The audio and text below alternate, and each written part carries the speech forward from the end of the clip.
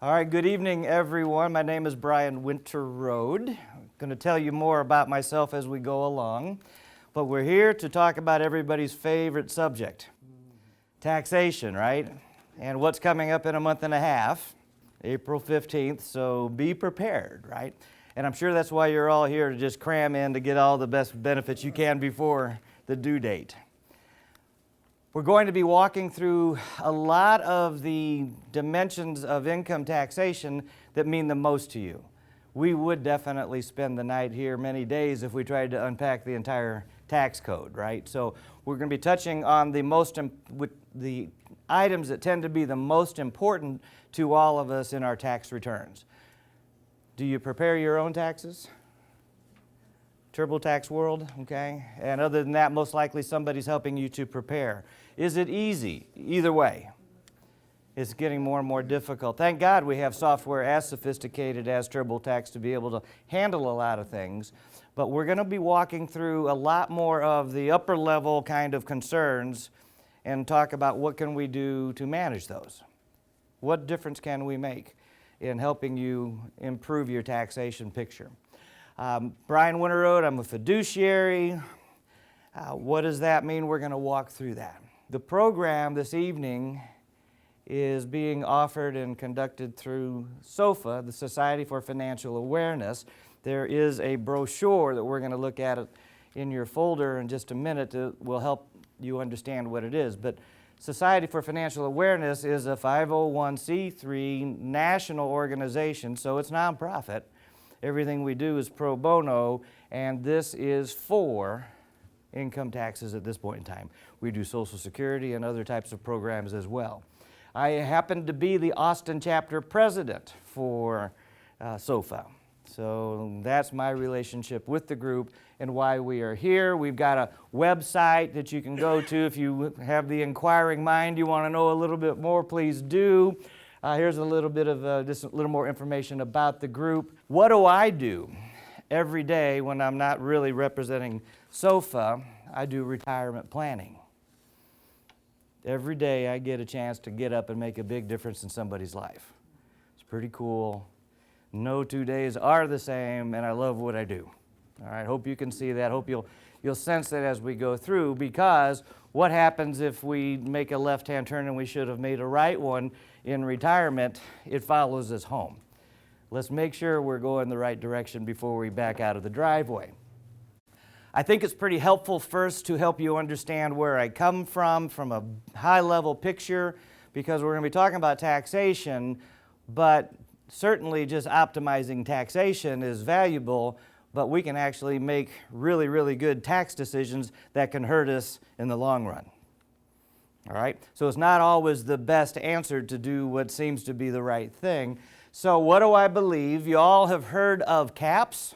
We're talking about not baseball and not bottle caps, but we're talking about small caps. What does that relate to? We're talking about stocks in the equity world. Small caps, medium, and large. All right? So, small caps, you know the companies. They're pretty doggone big. Medium is huge, and large is gargantuan. You do business with them all the time. What are these? Just descriptions that help people understand the differences between the capitalization, the resources behind an organization.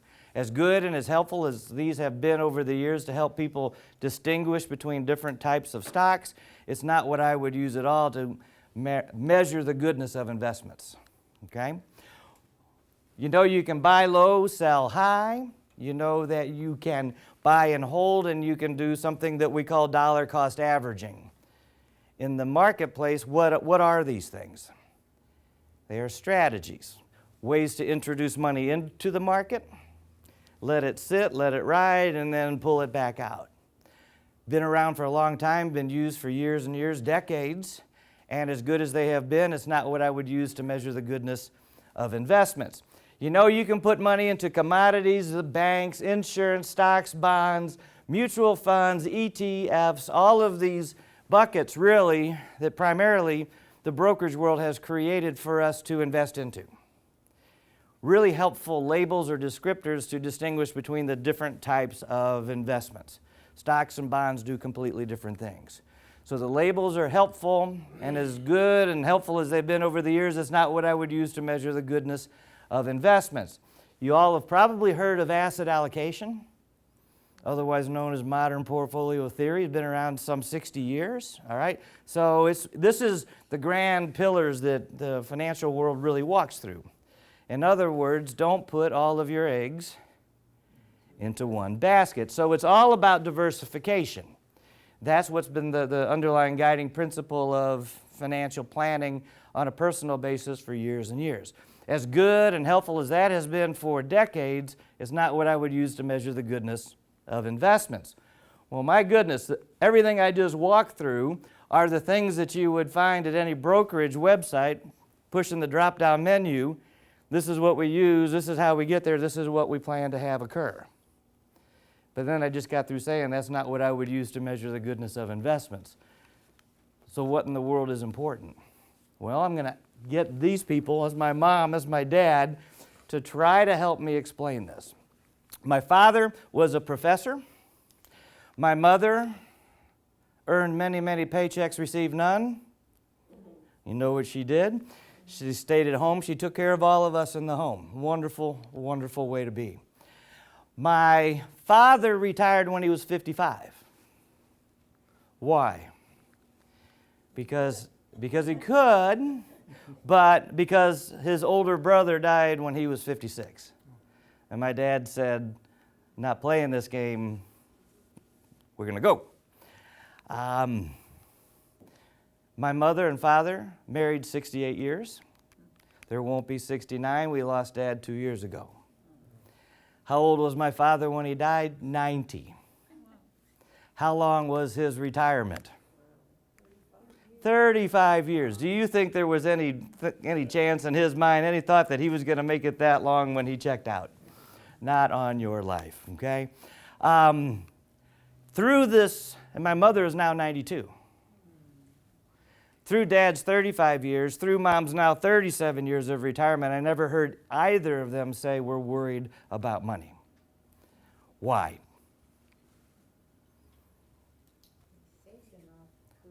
Let me try to answer the question for you. Before you start thinking, well, they must have had a pretty good pile of money. No. When my dad died, they had about $80,000 worth of investable assets.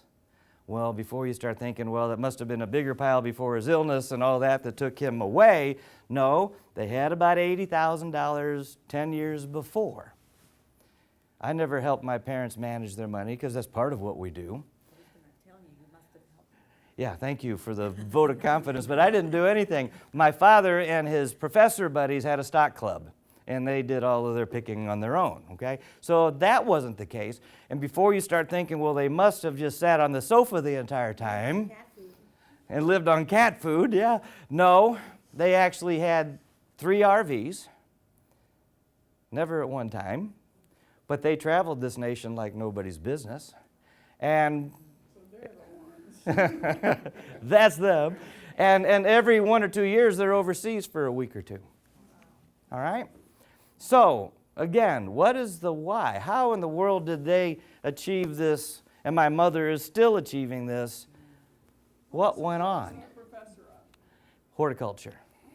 Don't spend more. He wasn't a business professor or whatever, anything like that. Well, what I would guess is that they didn't buy a lot on credit, that they paid their house off, you know. Oh, well, you would be right. That's how I was raised. Yeah. Don't spend more. So they were good savers. They were children when? 1929, okay? So you got to understand that that's their fiber. That's what you understand. They're good. They're thrifty. But that's still not, that's part of it, but that's not the big reason. What did my father do for his living? Professor. What do most teachers get in retirement? A pension. So thank you, state of Missouri, all right? What did my parents and does my mother still receive that we could be talking about this evening, but we're not? Social Security. This generation, my folks' generation, certainly have put in less money and gotten more out than we will. Okay? Did my mother contribute at all to Social Security? Nope. Has she been receiving benefits? Yep. Oh yeah, half of Dad's while he was alive and then all of it when he's gone. Okay, so Social Security. And speaking of saying thanks, my father served us in World War II. What did that bring with it? Certainly VA benefits, right? And a bit of a pension. What did those three things have in common? Consistent revenue. Consistent Revenue stream. revenue stream. What another word would also be added? It's not about creating the biggest pile of money that you can, ladies and gentlemen. I help lots of people who don't have big piles of money, but it is about creating the guaranteed increasing cash flow that you need to get you home. My parents had that in spades. Through their lifetime, there was money left over each month. They always knew where the check was coming to pay for what they just purchased. Okay? Pretty good. And what are we talking about today? Minimizing taxation. Are taxes a significant or meaningful part of our expenses in retirement? Nod yes. More than you might think. Okay? If you're not there, it's coming. All right? And so that is why what I do is so enjoyable for me. I get to help people figure out the best way to get themselves home. All right? It's pretty awesome to see that people walk in with their best plans and we're able to just turn it a little bit oftentimes and it just soars to even higher heights. So taxation, we're going to talk about this evening. Why? Because it's really important to you for the rest of your lives. When would you like to start to take advantage of doing something about it? I mean, last year would have been good, but here we are today, so now would be fine. All right? This gentleman, his name is Bill Metzger. That's really not him, but that's his look-alike. And he's a real guy. In the year 2006, he retired at the age of 46 with $2 million. That's not enough. That's a pretty good deal. He built and sold his software company in the middle of Kansas. At the age of 46, he knew how to build a business, how to sell it, but he did not know how to manage money, so his first order of business was what? To interview, thank you, Wall Street firm after Wall Street firm. He chose the one that promised that they would give him their A team at all times. Anybody want the B team, the JV squad? Do you want to be working with the newbie, the rookie? And no, I'd much rather he make mistakes with somebody else's money, thank you. So everything was going pretty well because this is what? When? 2006. Pretty good market year. The only problem with 2006 was what? 2008. Turned into 2007, 8, 9. You might know where this story's going to go. So, because not too much later down the road, things aren't going too well, he calls in, you know, A-team, this is not really doing what we thought it should be doing. What did they tell him? Well, that's the way the market's going. That's the way the ball bounces. What else would they say? Ride it out. Write it out, hang in there, right? All the cliches, it's only paper losses, that stuff comes out. Did the market get better before it got worse? No. Not too much later down the road, ladies and gentlemen, he had lost $900,000 of the $2 million. And when he called in to talk about it, he was told, well, your broker, sorry, he's no longer with us. A-team. How's he feeling? Furious, to say the least, right? So what does he do? He fired them.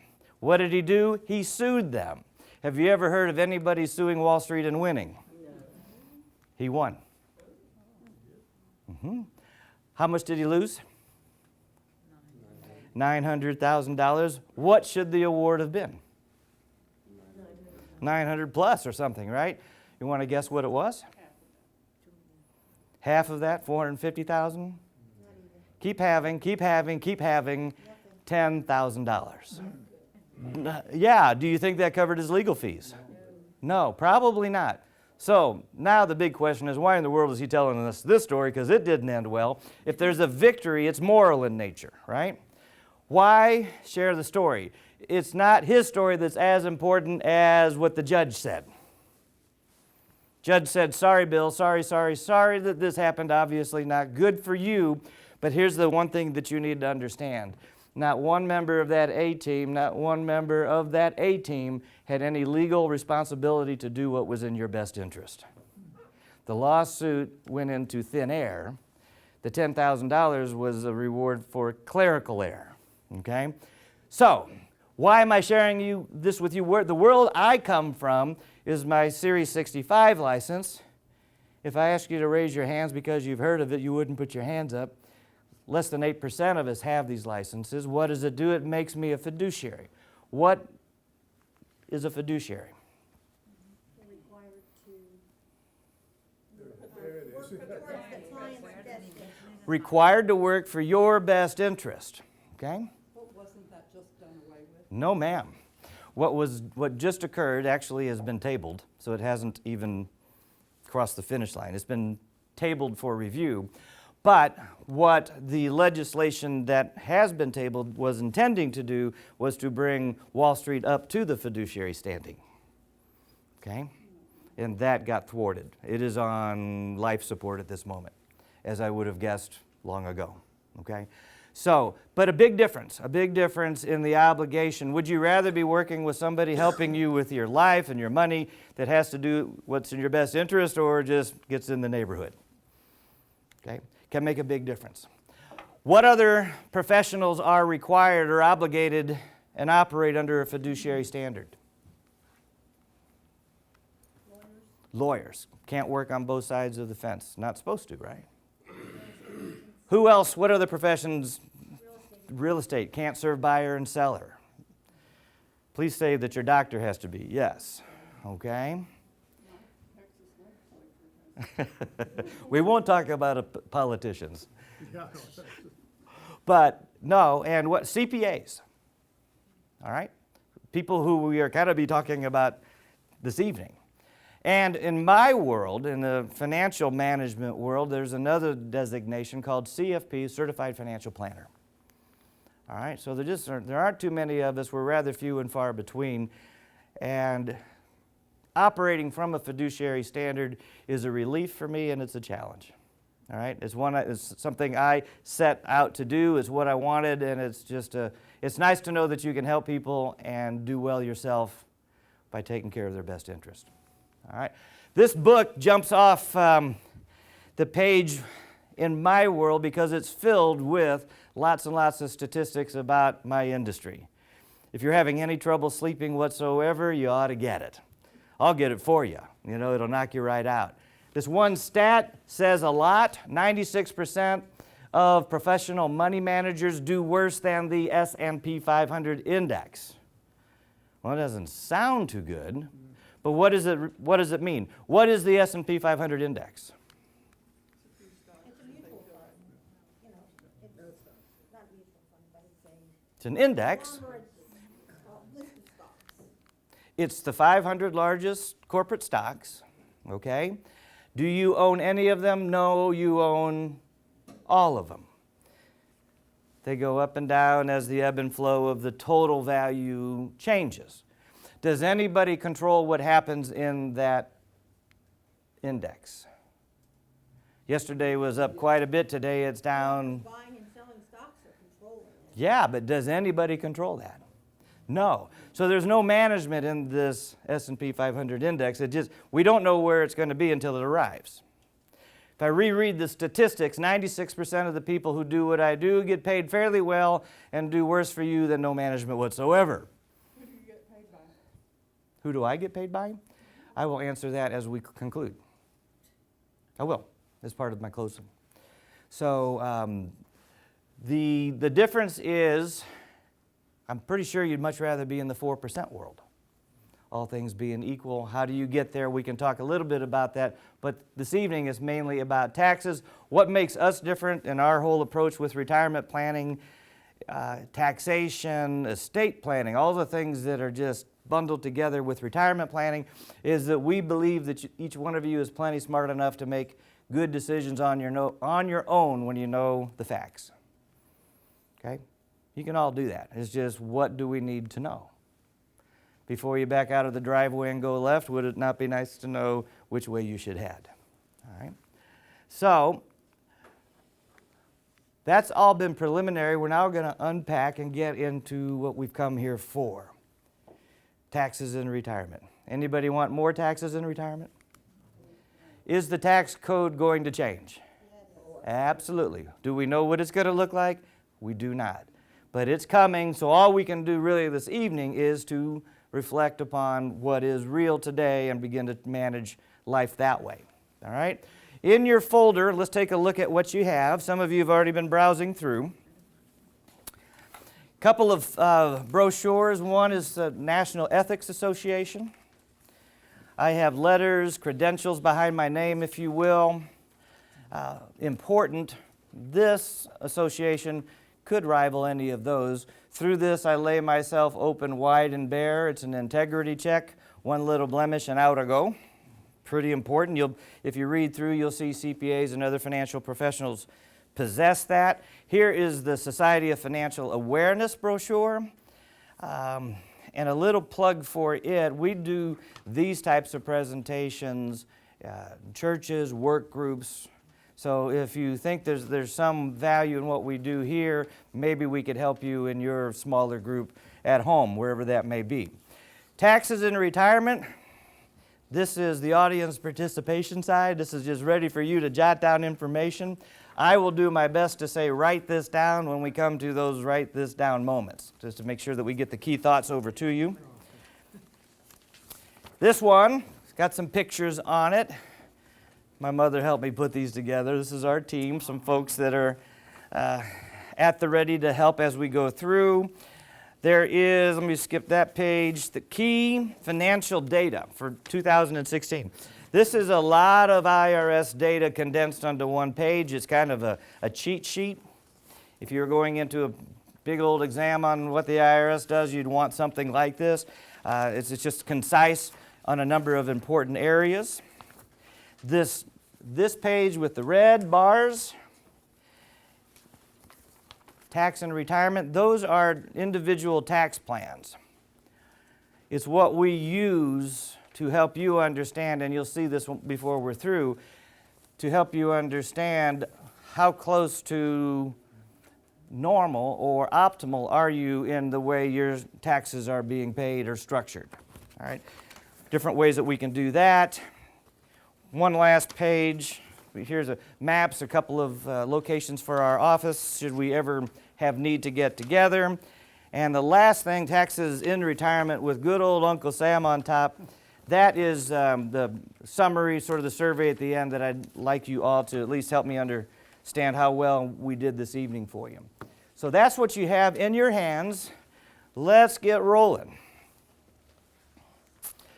This presenter, that's me, does not work for the IRS, is not representing the IRS, is actually just using years of experience and working with helping people put retirement plans together and manage costs, taxes, and all.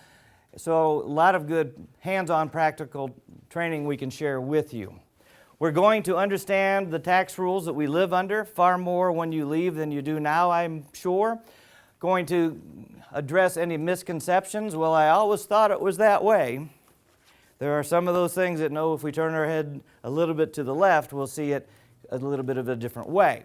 We want to understand the tools and strategies that can help us primarily in the middle income category, which is much of us here. And we're going to avoid the political, which will be pretty easy to get into these days, and just stick to what we can do together. Now, what do you think these two people are doing? Taxes, yeah. You know, once a year we get these looks on our faces, and it takes a while to go away. If you're getting a return, well, maybe that takes that away and turns into a smile. But it's frustrating, and it's difficult because there are so many moving parts. How in the world can anyone know all of the ins and outs of putting together a good tax return? We're going to begin at the basics. You can see the different tax brackets that are part of the existing tax code. So you can see the 10% bracket goes to 18.5, 18.5 to 75, and so on as you move through. It's a progressive tax code. You pay more tax as you have more taxable income. Question for you. If you were at the top of the 15% tax bracket, and the next dollar that you earned threw you into the 25% bracket, you just crossed a threshold, what impact will this have on your tax bill? Will the tax bill go up substantially, or will it have very little impact whatsoever? Very little. It could be both, but the reality is you'll have 25 cents of tax on that $1, right? Which is a quarter to be spread out over all the other taxes. So it won't make a large difference in your tax bill, but you just went from 15 to 25%. The more money that crosses that line, the greater the difference it would be. But just for $1, it's inconsequential, all right? So the bill would go up a very small amount. Come back to the brackets, because once in a while there are some misunderstandings or some clarity that needs to be understood. If I ask you what tax bracket you're in, what are you most likely to say? Your maximum bracket. Your maximum bracket, your top marginal bracket. One of these percentages that we looked at. One of these guys, if my last dollar was taxed in 28, I'll be in the 28% tax bracket. That is oftentimes the way we answer the question. Well, it is true, but it is not always the most helpful way, because there's another way that we use frequently. It is the effective tax rate, which would be the average. Okay, so the average of all of the taxation as it moves through a schedule. So here, if we look at this next, you can see that 10% of the $18,550 was taxed. So in the 15% bracket, it starts out with $1,855 already being taxed, because that came from the prior 10% bracket. And then 15% over that, and it keeps adding and keeps adding in the progressive nature. So when somebody asks you what your tax bracket is, you could say, well, what do you mean? What do you really want to know? Do you want to know my top marginal or what my average is? Okay. We use those for different reasons, different purposes.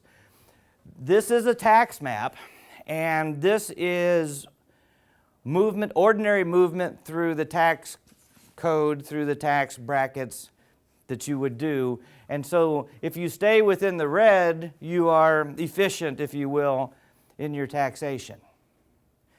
Slip outside of it, that was a taxable event that is above and beyond what the code would automatically assess. You've got some transaction that is wiggling outside of the norm. And most of us have that happening all the time. We just aren't quite sure, we don't see it that way.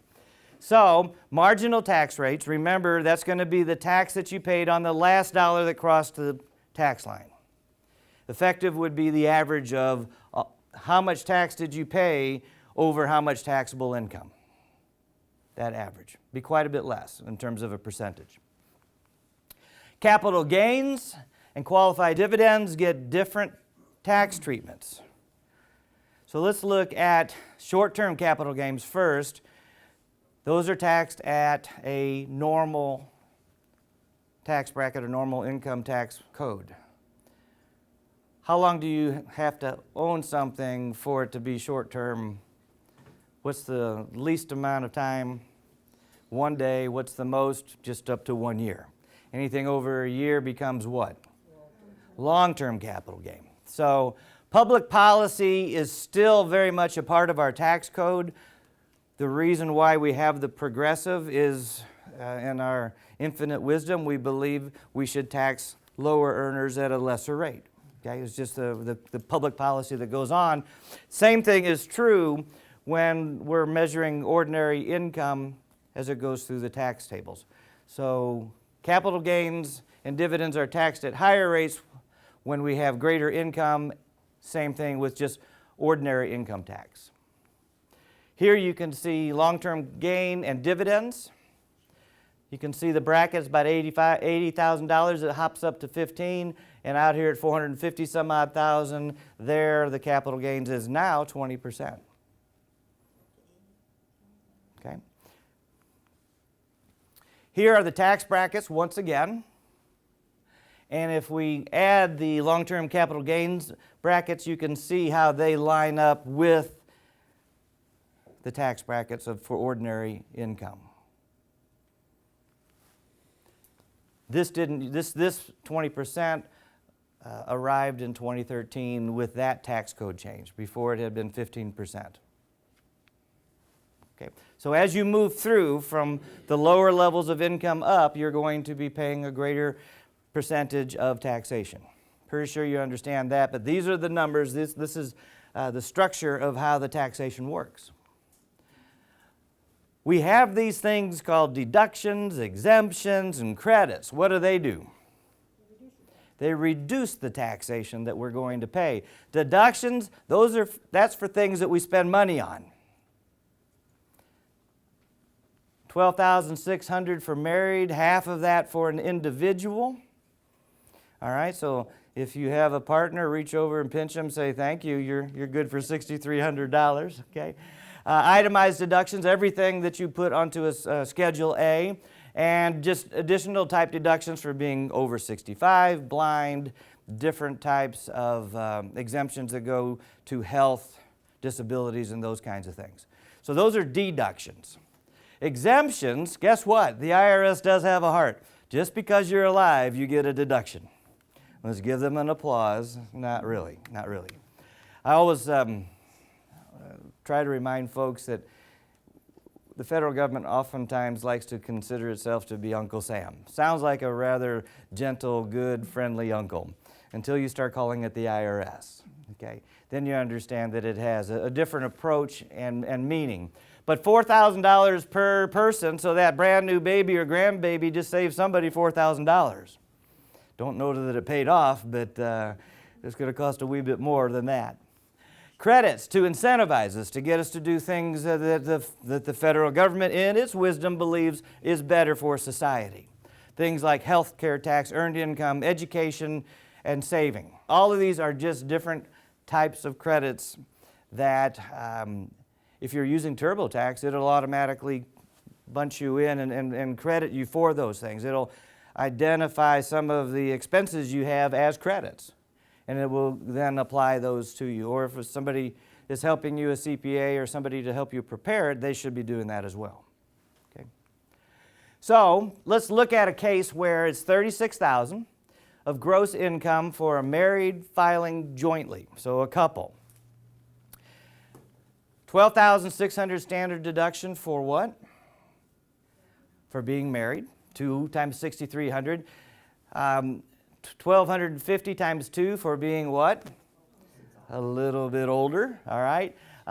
Personal exemptions, 2 for just being alive. And that's $23,100, which happens to be the normal amount of deductions for couples. Okay, it's going to the good average value that you have before taxation begins. We'll see that in just a minute. So, $2,000 IRA contribution is a $2,000 deduction. So we know something now. We know that they're at least 65 because they got the credit, and because they were able to make a $2,000 IRA contribution, what is the oldest they could have been? 70, right? You can't make IRA contributions after you are 70 and a half. Okay? So, the amount subject to income tax is $10,900. 10% tax rate, they owe $10,090, and then here comes the credit for a saver's credit. This is, if we come back to the tax maps, you can see in reality, for most of us filing jointly now, the first $23,000 of income is not taxed. Deductions, exemptions. So when, in reality, where does the code begin? At the $23,001st dollar. All right? That's just the way, because it's offset. The first $23,000 we're getting write-offs for. Does that make sense? And then you can see how it's moving up through the brackets as income increases beyond that. The real tax system, though, and the reason I'm shying away from answering some of these questions in specific is that is going to take a while to unfold. The real tax code has all kinds of intricacies that relate to required minimum distributions, to capital gains, Social Security benefits. Are they taxable? Were they, when they were created, were they to be tax-free forever? Yeah. Okay, but things have changed a couple, 3 times, all right? Medicare premiums, that impacts a lot. Potential Roth conversions. Do you do a Roth conversion? Do you not? Big part of retirement planning. There's the 3.8% additional tax, which is related to the Obama health care plan, the Affordable Health Care Act, but for the highest earners. So they get the privilege of being higher earners of paying another almost 4% in taxation. Personal exemption phase out, we won't go into that. These are all complex underlying dimensions of the tax code. And we could spend weeks just on each one unpacking it and helping you understand. So we're going to go to the ones that tend to make the greater difference for you. Required minimum distributions. Anybody here have a 401k, an IRA, or anything like that? We all do. Okay? Some of what we're going to talk about next may cause you to think, well, why in the world did I ever do that? Well, because everybody did, right? It was the plan. That was the way we went about doing that. When do you start taking required minimum distributions? Okay? The latest day that you can take your first required minimum distribution is when? April 15th of the year you turn 70 and a half. No, but a good guess. Good guess. A lot of good numbers there, a lot of good dates and all. So here's the thing, because if the IRS has made this, if the federal government has a rule, my understanding is it must be convoluted. Okay? So it's got to confound us some, so you got to be able to unpack it. So here is the rule. The latest that you can take your first required minimum distribution is in the year after you turn 70 and a half. Anytime during that. Oh no, it's not any time. When would you guess that it should be? You said April 15th, that's not correct. It's not your birthday. January 31st. Sounds good. Any one of those dates would sound just as good as another. How about April Fool's Day? Can you think of any reason why not? It's April Fool's Day. Okay? So you take that on April 1st of the year after you turn 70 and a half. When was that required minimum distribution actually due? What was it? Which period of time was it for? Yes, tax. The year before. So You have to declare it on the year? if you take your first required minimum distribution on April 1st of the year after you turn 70 and a half, you are going to have to make another one in that same year. Your second one. When would it be due? April 1st of next year. No, not April 1st. It goes on this, that goes on that tax thing, so that's due by. So now what they're setting the record straight. They say the first year will give you some grace period, but the second year, guess what? December 31st. Okay? So April 1st and December 31st is when those first two, that's the latest that you can delay those first two. And every year after that is December 31st. Every year after that is going to be calendar December 31st. Correct. All right? Let me ask you this. You have 10 IRAs all over the place. Required minimum distribution is $20,000. Do you have to take money out of each IRA to pro rata to pay that required minimum distribution? No. The answer is no. Do you have to take it out of 3 of the 5? The answer is no. You can take it out of 1 if you so choose. The IRS does not care from whence it comes, as long as it comes. All right? So they'll let you do that. Let's flip the coin. Let's talk about a Roth IRA. What is the difference between a Roth IRA and a traditional IRA? You already paid the tax on it. Which one have you already paid the tax on? The Roth is after tax. For how long?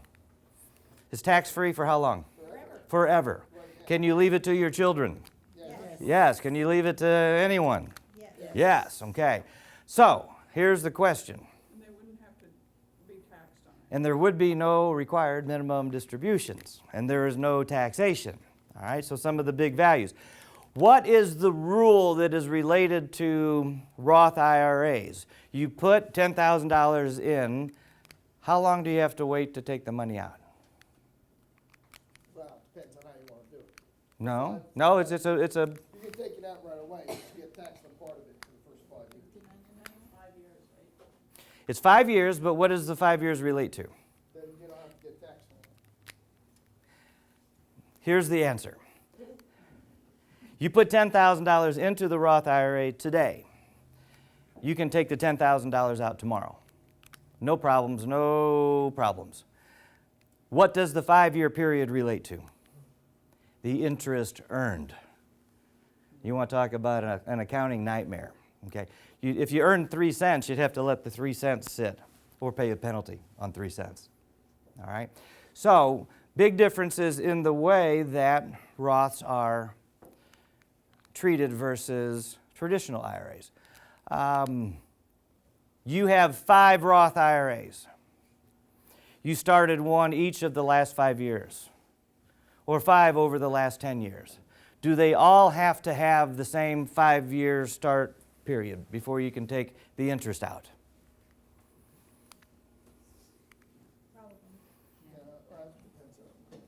The answer is no. The very first Roth that you establish starts the timeline, and the rest, however they fall later, will be exempt from the total 5 years. All right? You can't just keep adding to one IRA? Sure you could, but I'm just saying if for some reason you had an advantage to open another one here or there, yeah, there's nothing wrong with putting it all together, or not. You can have IRAs all over the place. An IRA, for a lot of us, it's a little bit confusing, I think. An IRA is really an envelope. It is a kind of envelope with federal characteristics defined by the federal government. You can put just about anything into an IRA. What is the one thing you can't really put into it at this point in time? Property. Your home. Your home, not property. You can put all kinds of other property, but your own home is still not allowed. All right? Put property into an Oh, you can. A lot of people do. You can put lots into an IRA, lots into a Roth IRA. All right? So those are all things, these are dimensions that always come up with retirement planning and all, but I think it's just somewhat helpful to shed some light on some of the aspects of IRAs and Roth IRAs when we're talking about taxes. All right? So any more questions about IRAs? We'll move on just a little bit. Okay? How do you know how much to take out? what you need. No, I'm sorry, for the required minimum distribution. Yeah, you don't know, you only take out what you need, but the required part is that even if you don't need it, you will take it, right? There's a formula, right? So how is this working? And again, this is in the confounding nature of the IRS. They give us a table that has these ages and these distribution periods associated with each age. For those of you who don't have any idea of how long you're going to live, the federal government does. So just give them a call, they'll tell you, or just look at the chart and you'll be okay.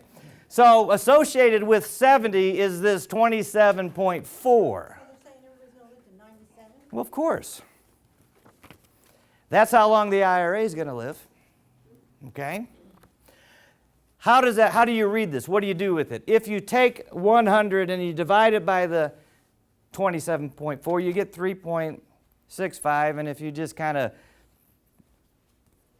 look a little bit to the left and right, call that 3.65%. If you have $100,000 of an IRA, you're going to have to pay $3,650. Take that out in required minimum distribution. So that is the percentage of your total IRA balance that you would take out as a required minimum distribution. Is that the amount of tax, the $3,650? That is the amount that is going to be taxed. Okay? That's the gross, and then the tax will come out of it. All right? Unless it's coming out of the Roth, then this does not apply. Okay? Roth IRAs do not have required minimum distributions. It's really some of the best money you can have. Let me ask you this. If you are 90, what happens to the number?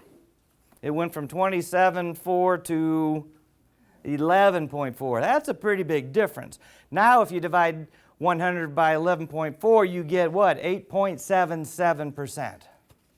That is how much of your IRA that you're going to have to take out in your 90th year. Okay?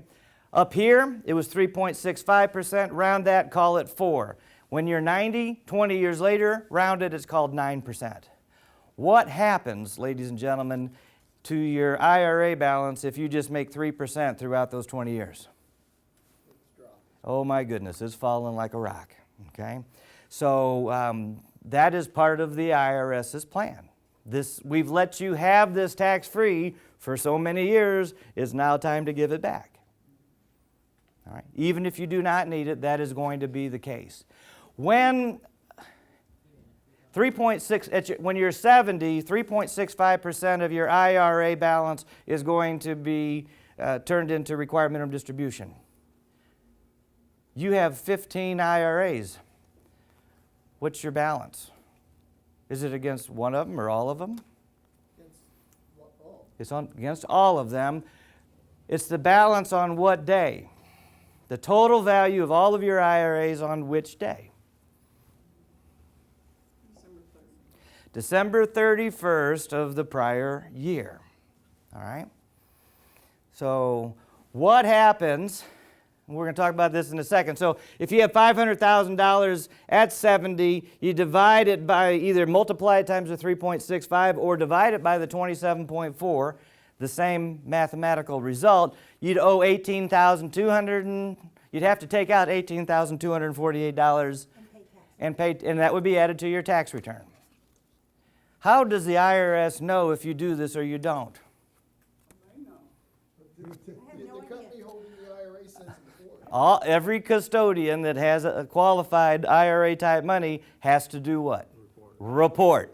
There is no way you're sneaking by. What happens, ladies and gentlemen, if you do not take all of that out? You're penalized. What is the penalty? I haven't done that yet. 50%. It is the steepest penalty in the IRS code. Ladies and gentlemen, they are dead serious. That's why my stockbrokers always. All right, so you miss taking out the $18,000, which can happen a few different ways. Sometimes we just don't know. We just forgot. I don't know if I'm 70 or not. But gee, how'd that happen? Yeah, at 90 is a different story, but at 70, we should know something about this. So here's what you must do with any IRA that you own. You know you're turning 70.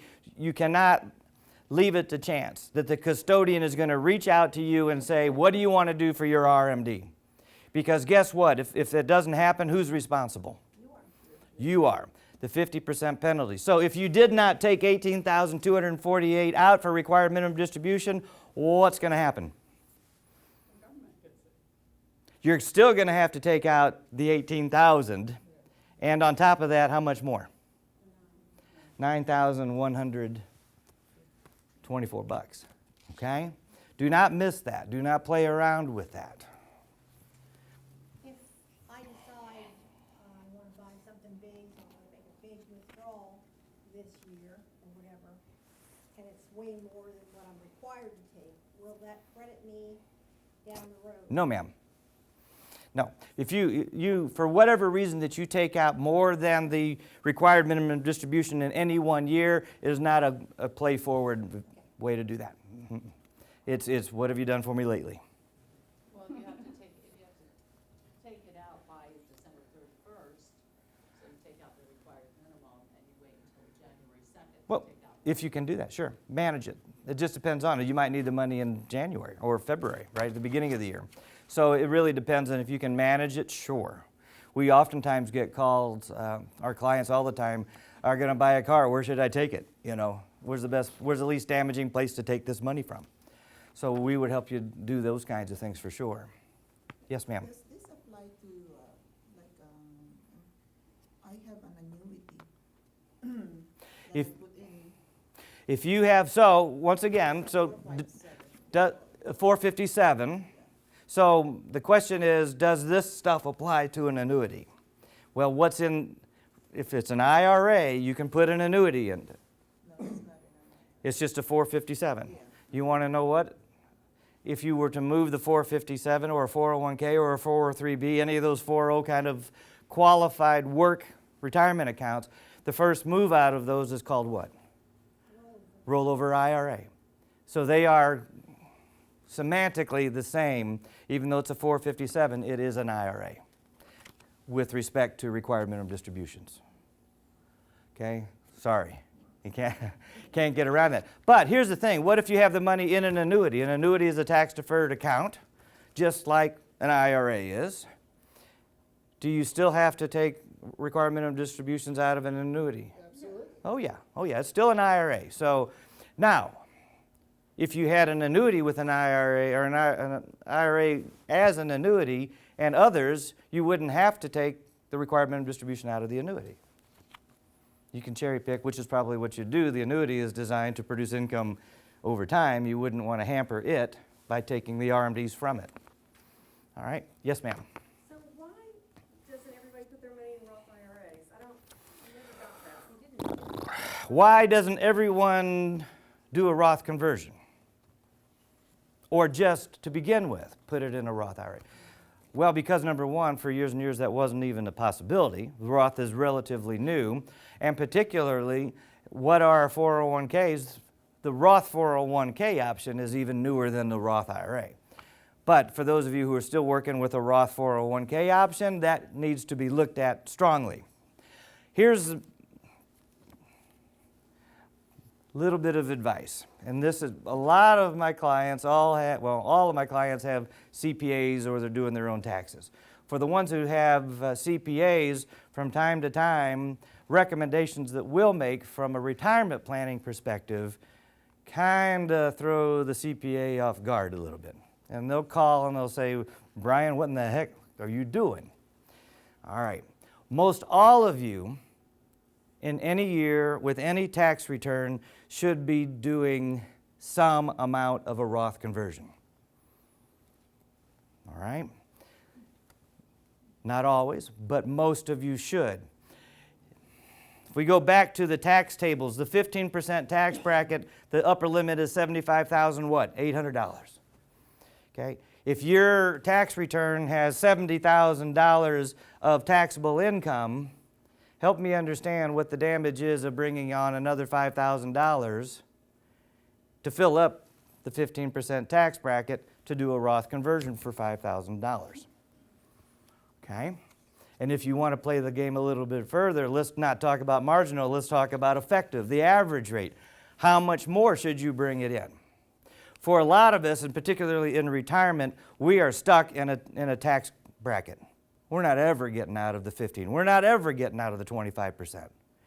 If you are in retirement and you cannot ever have any hope of getting out of the 15% tax bracket, you got $100,000 in an IRA, how much of that do you actually own? The statement says 100 grand right there. 100 grand minus all the tax. 100 grand minus the 15% that it's always going to cost you to get rid of it, okay, to take the RMD, whatever it may be. Help me understand what all the heartache is about cutting off the part you don't own, okay? Every time you can do this with TurboTax and you can do this with your CPA. My advice oftentimes with CPAs is, let me ask you this. CPAs, or you do your own tax returns or you're using a preparer, CPA, whomever it would be. Whether or not, if you're doing your own return, how much of your time and energy preparing that return is actually looking at 2016? Could we say all? Yeah. Help me understand, when you're working with a CPA, how much of his or her effort is looking at 2016? Okay? Can you do much there? Sure, you can minimize, you can optimize, you can curtail, but where is the greater tax liability? Last year or there? All the years to come. So I always tell CPAs when I get into these wonderful conversations, charge your clients a little bit more, and they will love you because you'll begin to manage that way. Do something about the tomorrows that are going to be more damaging than the yesterday, which has already occurred. Okay? I don't have anything against CPAs, I just focus. What do? I'm always looking towards the finish line. That's what my job is, to help people get there. Taxes are what? They're an expense. How do we manage expenses? Roth conversions could make a lot of sense to pay the taxes today, but we're not going to incur more expenses, pay more taxes if it ruins the rest of the plan. So I just got through saying that most of you should do some amount of Roth conversion every year. Yeah, it should be considered, but there are some conditions that it needs to meet before you can just pull the lever. All right, so it's not just as straightforward if you can do. It is almost that, but it's not quite. Does that make sense? All right. So go home, call your CPAs, and say, I want to start paying you more money. All right. I want more. Capital gains. Let's talk about those for a little bit. Have you ever heard of anything called phantom gains? Have you ever owned a mutual fund? Well, if you got a 401k, you undoubtedly have. You may not have known it, but you did. Phantom gains are fairly frequently found there. What happens? So we've got a mutual fund and we've got an ETF. One of the differences is what? When you sell your mutual fund, the mutual fund has to sell investments within the fund to pay you. In an ETF, that doesn't happen. What happens in a falling market particularly? Number one, the price of the mutual fund is falling. Number two, people are bailing. What is that creating? Redemption orders, requests for sale. What does that mean? They have to sell stuff, gainers, to pay for the exits. You had $200,000 in a mutual fund. You lost 2% right off the bat. Where did that go? Fees, right? Believe it or not, that's generally what they're going to cost you. But then the market loses another 20%, so you're down 40 grand altogether. 156,000 of your 200 is left. Not a good year. You go to the mailbox January or February 10th of the following year. There's an envelope, and it's got a statement that says you owe money on $6,000 worth of gains that came from the account that lost 46 grand. That is called a phantom gain. What happened? All the gains that were realized to sell the winners, and they kept the losers in. So you're paying taxes on the gains even though there was a loss. Okay? It happens all the time. It's happened to you, and for those of you who do TurboTax and do your own returns, it's just computing that. It doesn't alert you to that. A lot of the things that we're going to talk about in the next few minutes are real occurrences that are happening to you, all but you just don't see it. It's just not transparent in the way we're used to reading the tax applications. Rebalancing triggers. What does this mean? When you have, this is going back to the asset allocation, diversification. Don't put all of your eggs into one basket. What happens if one of those wedges of your investment pie grows? It's out of balance. What do you have to do to bring it back to balance? Got to sell it. Is that a gain or a loss? Could be a gain, could be a loss. Could be capital gain. It could be a short term. So it just depends on. So just balancing triggers. Just getting it back into scope. What should it be doing? So the management of when the rebalancing occur is important. Do you wait till January of the following year? Sure, if you can. To push it onto that year and hope that it'll be a better outcome. Long-term gains can actually create ordinary income tax. It's another subject that we just don't have enough time to walk through. But believe it or not, long-term gains which are taxed completely differently, can create ordinary income tax. What about Social Security? It is taxed. We talked about that. This next part might boil your blood just a little bit, all right? It is taxed not based upon taxable income that you're used to dealing with every April 15th. It is taxed based upon this thing called provisional income. Well, what in the world is that? It is filled up with your ordinary income, so that's the starting point. Added to that, dividends and capital gains which have already been taxed, okay? And then added to that is this non-taxable interest stuff. Tax-free income. How do you get that? Where's that come from? Roth IRAs, life insurance policies. But where is one of the most common sources of tax-free income that you invest in? Municipal bonds, okay? Why have it? The rates of return are lower. Yeah, but I don't pay tax on the income. Well, guess what? It does not make your ordinary income tax larger, but it's tax-free to bring in, but it also turns around and makes something else taxable known as Social Security. So we got these three things. If that wasn't enough, what's the next piece? 1/2 of your Social Security. So if you've got $40,000, $50,000 as a couple, $20,000, $25,000 is dragging across the tax line. Right? Explain that a little bit better. It's going to be all the ordinary income plus that, and half of your Social Security benefits. So half of it is not taxed at all. Right. It's just 50% of it. And we should feel good about that. Okay? I want you to know. So half of that. So, but wait, there's more. In 1982, we had a president, his name was Ronald Reagan. Yeah, had a Social Security problem to fix. He instituted this first layer. Said that if you're an individual and your provisional income, not that taxable ordinary income stuff, but your provisional income is $25,000 or more, then half of your Social Security would be taxed, dragged into the provisional income. Who was president in 1993?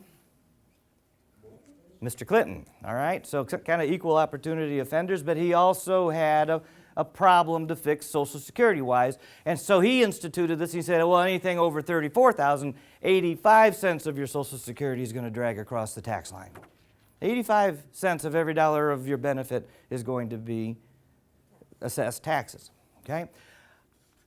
And here are the numbers for couples. It's 32 and 44. All right? From something that FDR said will never be taxable, all of a sudden we've got a big difference. Story. If you have $20,000 of Social Security and $40,000, is 10 plus the 40 makes 50 provisional income. 50,000 minus the 32,000, the first cutoff is 18,000. 18 times the 50% mark means that $9,000 is going to drag across the tax line from that portion. 50,000 minus the 44, anything over the 44 is now going to be taxed at 85. The difference between 0.85 and 0.5 is 0.35 because the rest of it was already taxed at half. Okay, so $2,100, so the total taxable amount, $11,100. All right, and it never was taxed before. Here's another situation, pretty much a flip-flop. $40,000 Social Security and $20,000 IRA. What is the provisional value? Half of the Social Security is 20, plus the 20 is 40,000 provisional income. We just flipped the Social Security and IRA values from the last example. As you can see, 40 minus 32 is 8,000. Half of 8,000 is $4,000 to be dragged across the tax line, and there's nothing over the 44,000. So there's no 85% involved with this. So if you're over 44,000 in provisional income for Social Security, 85% Provisional, true. Provisional, so if you are over $44,000 as a married filing joint couple in provisional income, 85 cents of every dollar of Social Security benefit you received in the prior year will cross as ordinary income tax, taxable at ordinary income tax rate. Okay. The same examples. 11,100, you are actually paying a 55% tax rate. What is creating the problem, this additional taxation? It is Social Security. Okay? 11,100 taxes paid on the $20,000 of Social Security that created the problem is a 55% tax rate on that Social Security. What do we have here? $4,000. $4,000 on the $40,000 is a 10% rate. When you have opportunities to not take money out of IRAs, it will benefit you, right? If you're stuck with the Social Security benefit value, you're not going to turn that away or turn it back. So that's already part of your formula. But what else gets added to it? That's what you call tax planning, tax management. How do you get there from here to your greatest advantage? Does the Roth distributions count into No. that? No, and I didn't quite say that. When we were talking about the muni bond being taxed, there are two kinds of tax-free income that are not impacting Social Security taxation. Roth IRA and proceeds from life insurance. Income from life insurance, if taken out as loans, death benefit. So the more money we can convert to Roth before we retire, the better off we are. Amen. All things being equal, but that could be the worst thing for you. Got to be careful. I mean, well, because to convert, the question is, the statement was, is it best to convert as much to Roth IRA as we can? I said yes. But then again, it could be the worst thing for you. What happens when you do a Roth conversion? You increase your expenses because the taxation is an expense.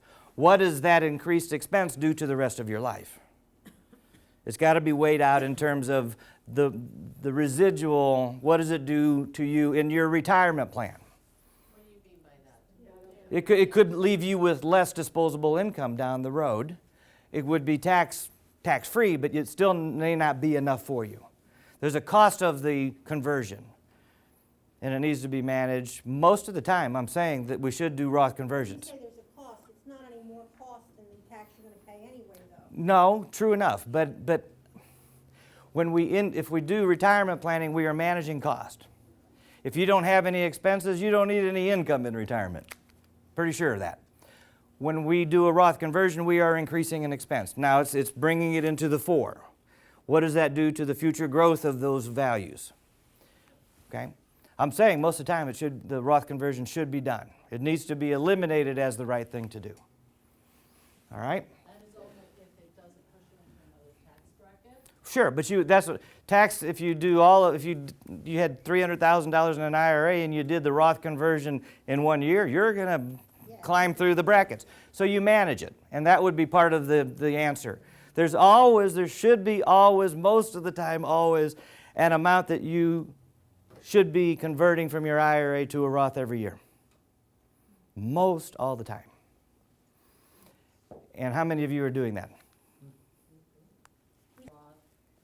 Depends. $6,000 a year. $5,500 depending upon your age, $6,500 max. Unless you have, what is the max contribution to a Roth IRA? It is the same as to a traditional IRA. Unless we are talking about a Roth 401k. And you can contribute to both, the max. Yes. You can contribute to both the 401k. A Roth IRA and a Roth 401k. Nothing. What is the difference between a Roth IRA and a Roth 401k? They're both Roths. The contribution limits are different.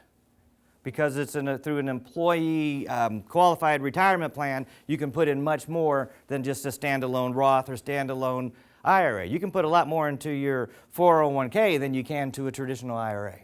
Same thing's true for the Roth. Okay? All right, so let's look at these two situations again. $40,000 IRA, $20,000 Social Security, and then the opposite. Taxable Social Security was $11,000. Other taxable income, the IRA $40,000. Total taxable income was $51,000. minus the standard $23,000 deductions, taxable income 27, the tax due 3,258. That's just running straight through the brackets.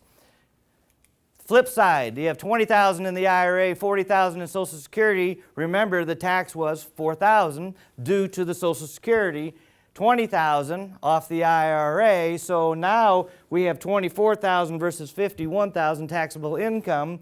We still have $23,000 worth of deductions, so there's $800 worth of taxable income and about 80 bucks. All right?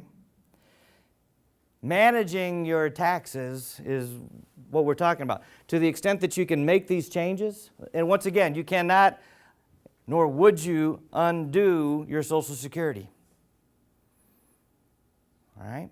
Because it's going to inflict the taxation that it does all by itself. But what you add to it from taxable sources is going to make the difference. Guess what? If you need X amount of money to live on and it's got to come from the IRA, it really doesn't matter.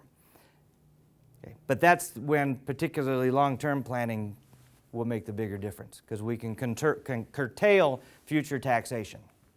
And when can you stop converting to Roth? You can convert until the day you die. Oh, okay. Okay?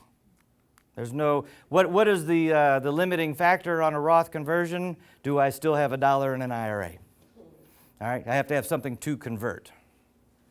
So here we go. We're going to talk a little bit more about Social Security and taxation. Assume that you have $24,000 from Social Security and $22,000 from a pension.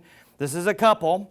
All right, now for every dollar that you take out from that point forward, if it's earned income or an IRA, doesn't matter, a fully taxable dollar is going to make this is the dollar that moves from 50 cents of Social Security taxation to 85 cents. So it's the threshold dollar. So a dollar of income, taxable income, made 85 cents of something else taxable, so a dollar is turned into $1.85 of tax. Are you with me?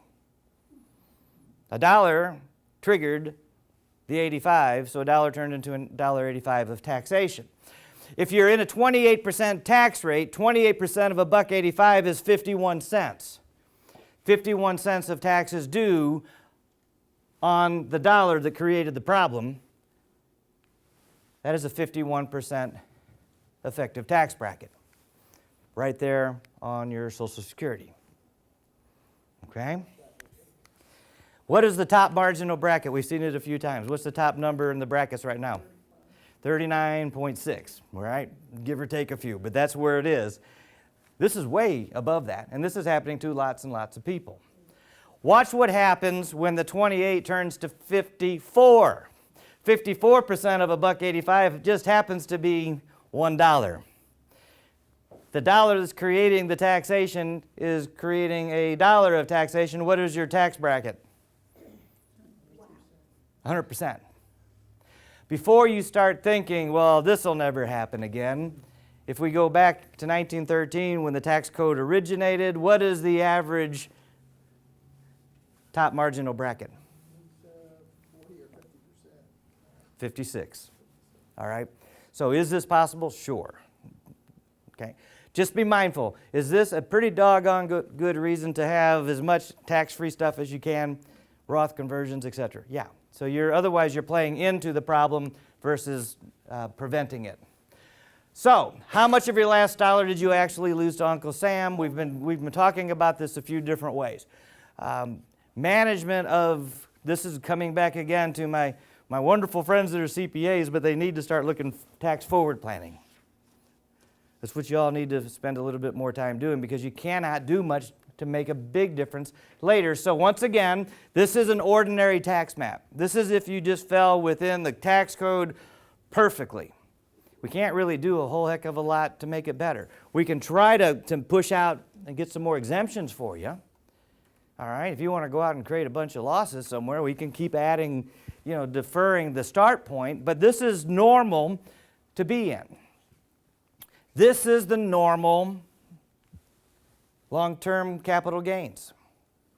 So if you fall within those, that's okay.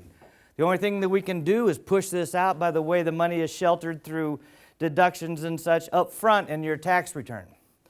Here's a case study. We have John and Jane. They're both 65, married, filing jointly. $50,000 Social Security, $15,000 long-term net capital gains.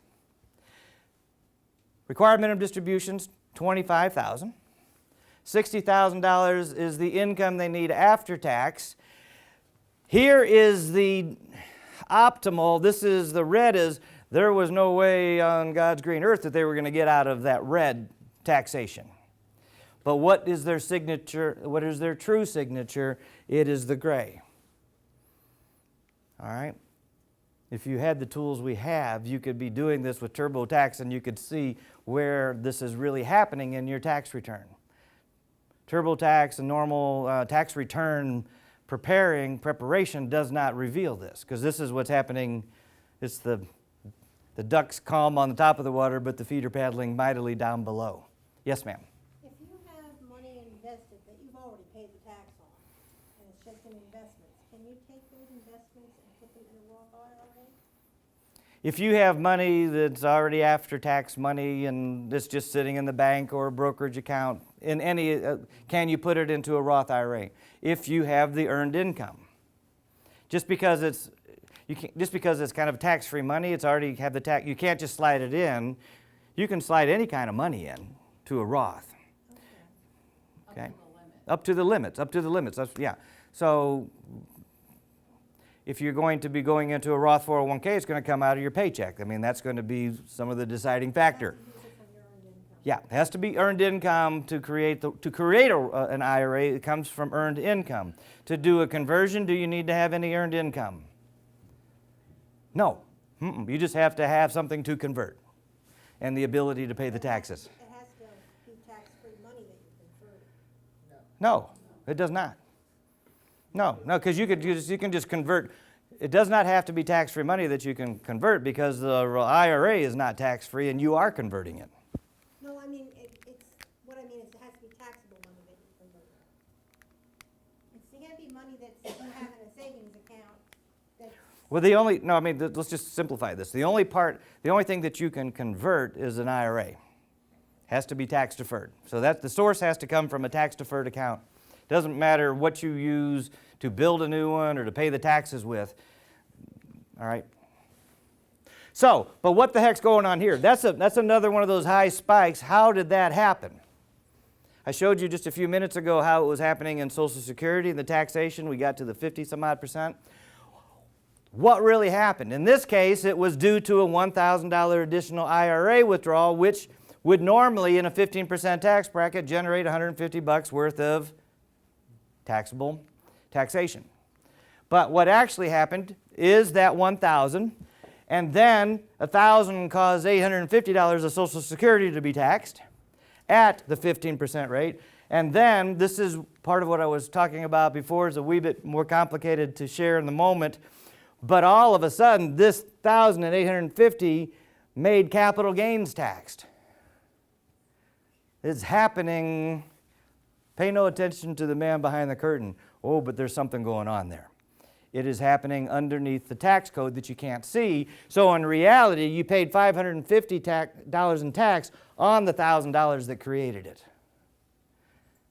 Completely unintended consequence that you just are probably better off not knowing, and most of us have no clue.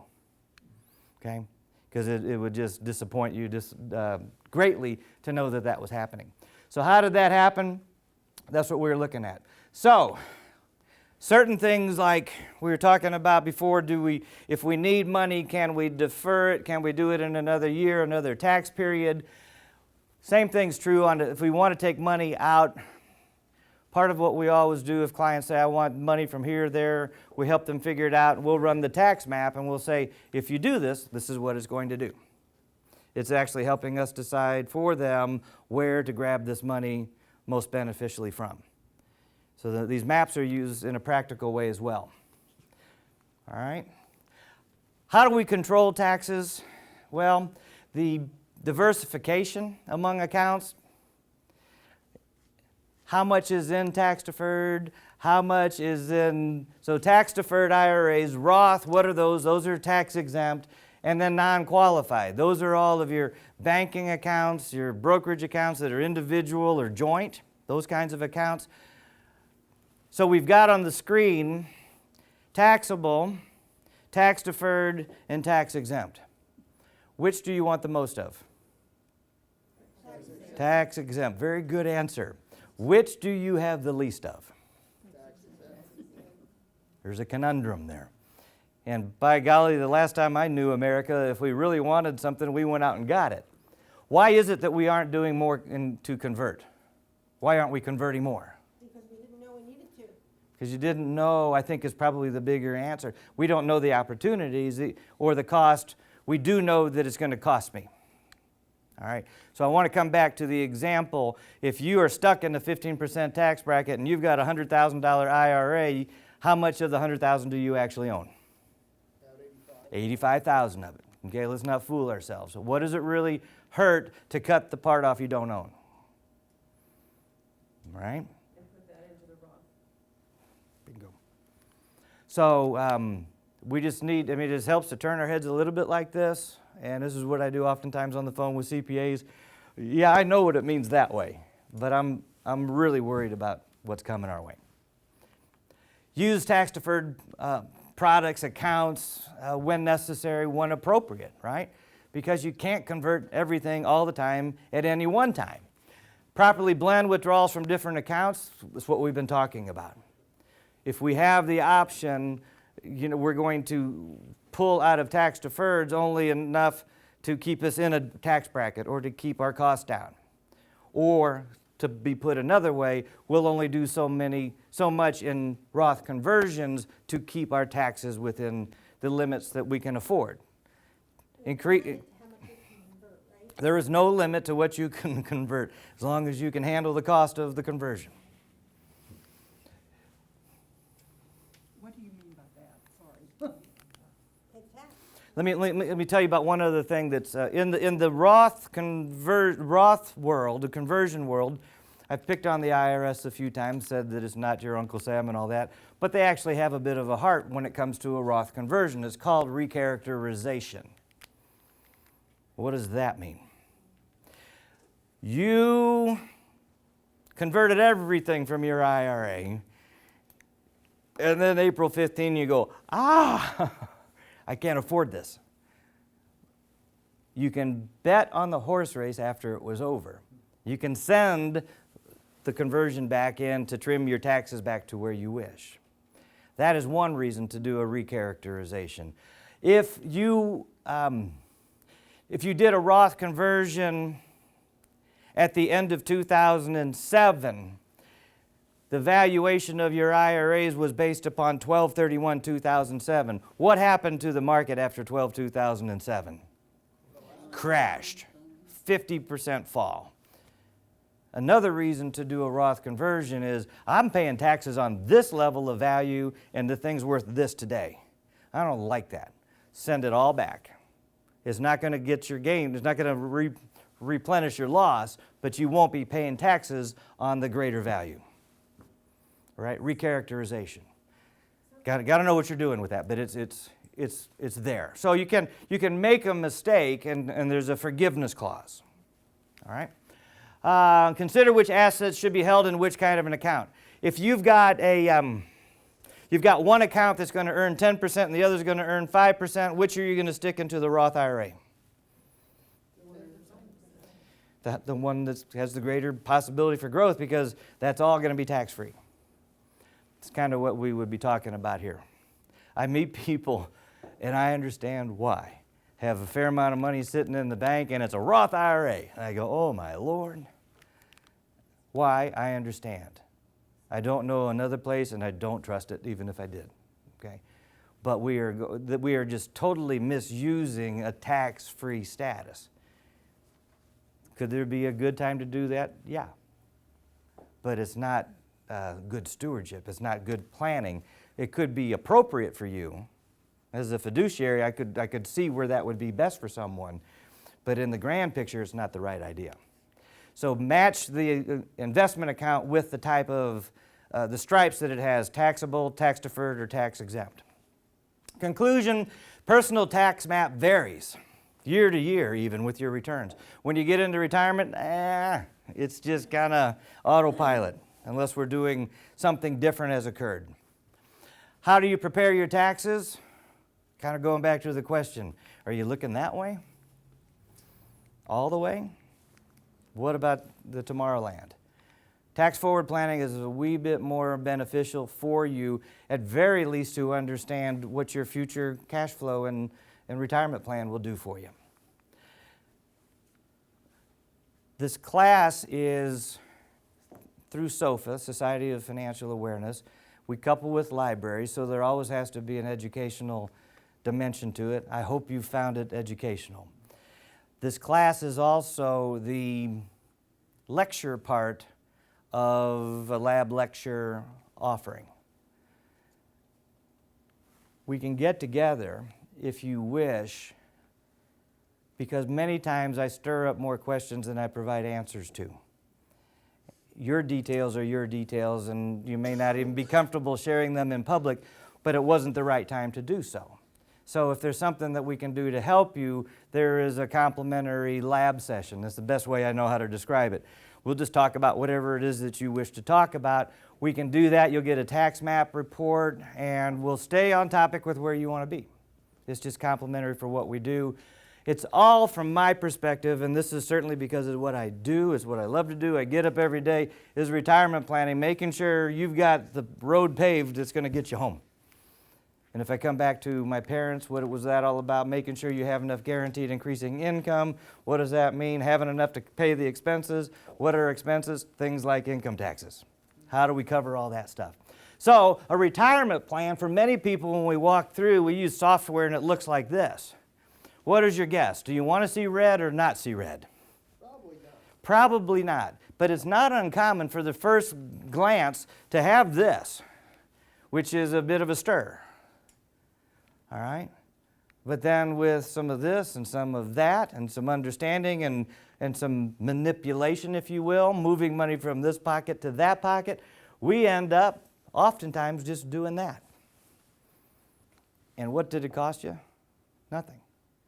It's just how you're invested is going to do what it's going to do. But is what it's going to do what you need done? All right? You map it out, and if it works fine, hallelujah. You don't have to make any changes. There's no better news than I can give anyone than stay the course. Autopilot, you're good to go. Go forth and prosper. But that's not always the case.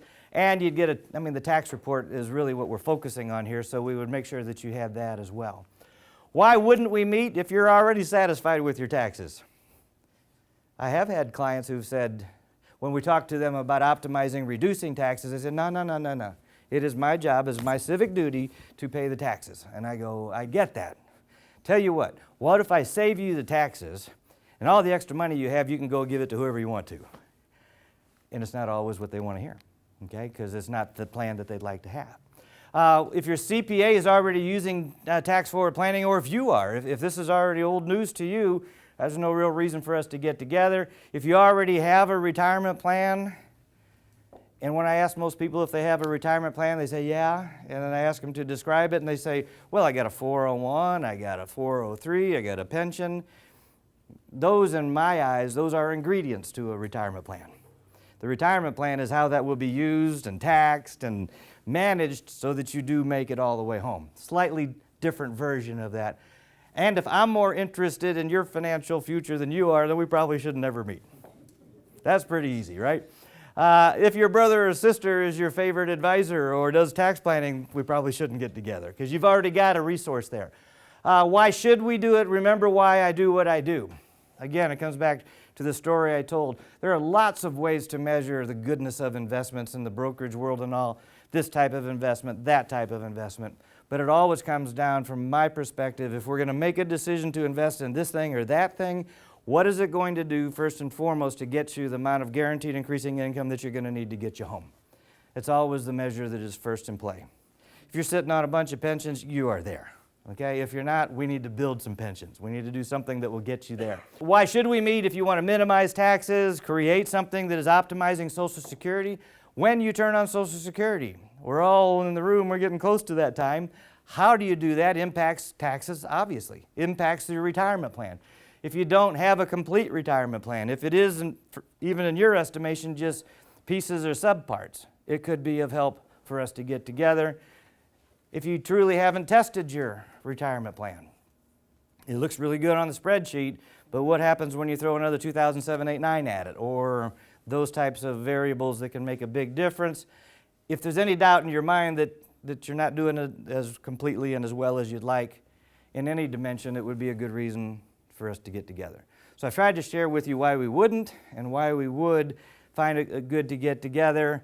And so the last thing you have in your handouts there is the folder, or is a page that has good old Uncle Sam on top of it. If you would like to get together for the lecture, there is and you would meet with me, no one else in the group. You'd say yes or no. We have 2 offices, one's in Round Rock, one's in Westlake. I'm pretty darn sure that nobody in here is going to go to Round Rock. Pretty sure. And you can see the map, that's where we live. So our southernmost office where we meet is out in Westlake, Loop 360, Bee Caves Road. These questions, if we want to get together, this helps you organize your thoughts, and it helps me understand what we're going to focus on if you indeed do show up. All right?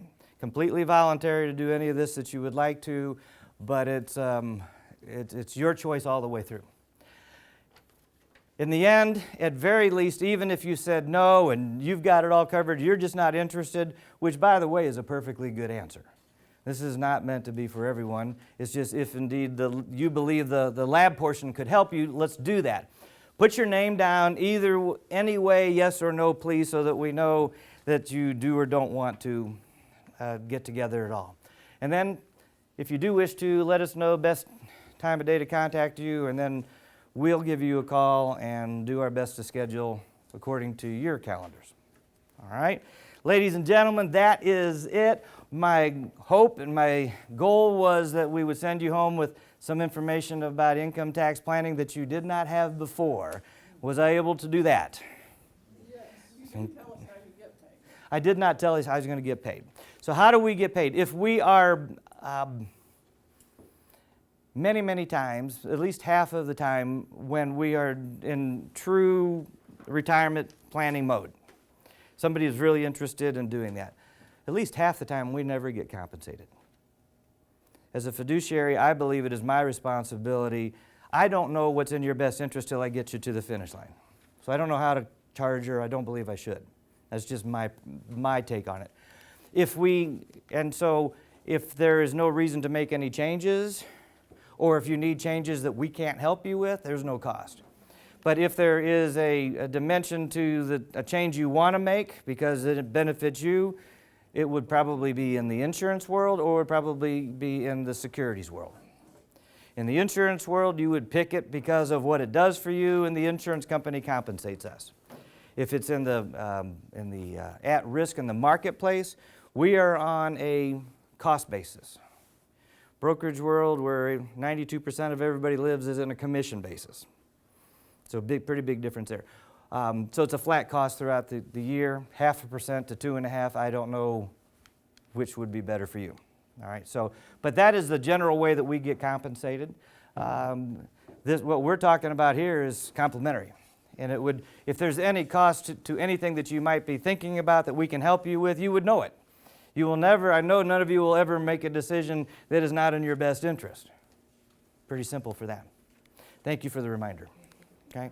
So ladies and gentlemen, thank you very much. Miss Miranda, sitting in the back, has a calendar for the next few weeks. If you want to talk with her about setting a time, feel free to do that. But please give her your handouts, the form that you just filled out on the way out, please. Thank you all.